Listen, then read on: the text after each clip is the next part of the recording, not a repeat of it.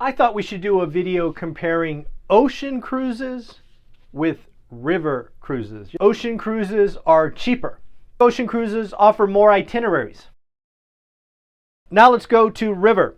My experience on Viking cruise has been... I thought we should do a video comparing ocean cruises with river cruises. Yes, folks, we are on a Viking river cruise. This is our first one. I think we've done 14 or 15 ocean cruises. So I thought I would give you the pros and cons of ocean and river from my experience. Now keep in mind, folks, I am not a travel agent. I am just someone who has been fortunate enough to have some pretty nice vacations. So why don't we start with ocean first? Why don't we do ocean positive first? How about that? So again, these are just my opinions from my experience. Again, one river on Viking and plenty of ocean cruises like on Crystal Cruise or Holland America, Celebrity, NCL, Carnival. We've done Celebrity. We've done a bunch of different ocean cruises. So in my opinion, ocean cruises are cheaper. They are cheaper per person per night. Ocean cruises often offer inside cabins, which are the cheapest way to frankly travel. I don't recommend inside cabins, but hey, if that's all you can afford, by all means, ocean cruises are cheaper. I think ocean cruises offer more itineraries. You can go to more places. We have done ocean cruises in the Baltic Sea, Mediterranean. We've done a month in Asia. You can do Australia, South America, Panama Canal, Caribbean, Mexico, Hawaii, Alaska, and the list goes on and on. And then there are more options. I think just generally speaking, there are more cruise lines offering more price points, having different focus areas. So in general, I think ocean cruises are the cheaper and more options. You have more options available to you. Now let's go to river. Positives first. We'll start with the positives. My experience on Viking cruise has been amazing. Let me just get that out of the way. I only have one sample, but it has been awesome. Viking cruise that we are on has less than 190 passengers. We have been on some ocean cruises that are over 2,000 guests. So again, I just say no craziness. There's not, even when we're all together, it doesn't feel like that much. There are no lines. If you're on an ocean cruise, you'll have lots of lines getting on the ship, off the ship, dinner time, shows. There's people everywhere. And then at least on Viking, and I could be wrong here, but I believe this is true, no kids. I believe Viking has a policy, maybe it's only this itinerary, but again, I haven't seen anybody younger than 30 on the cruise, but certainly no kids, no 2s, 3s, 4s, 8-year-olds. I haven't seen them. I believe that is on purpose. So now let's go to some, negatives, if you will, or just differences. We'll go to river first. Again, this is Viking.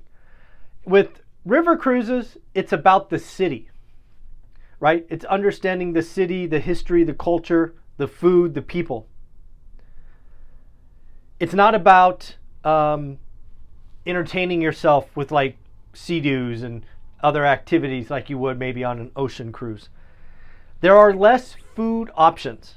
At least on the Viking ship we are on, there's one breakfast time, one lunch time, one dinner time. There is food options around, but there are no specialty restaurants, none of those things.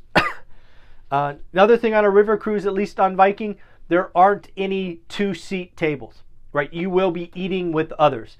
You will be socializing. So if you wanted to go get away and be quiet and have dinner, you're not going to likely do that on a Viking cruise ship, because I think the smallest table I saw was 8.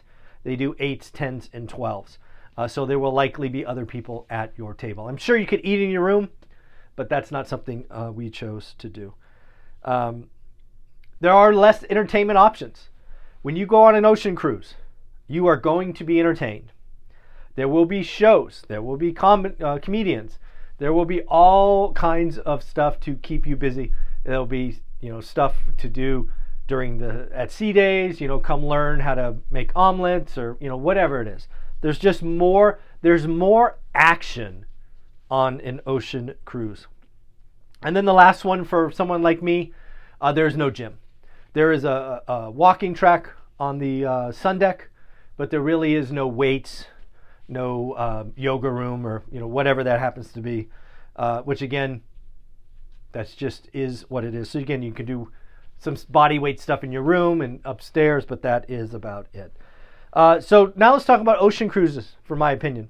Ocean cruises often aren't really about the city. It's about water sports and entertainment and all those things.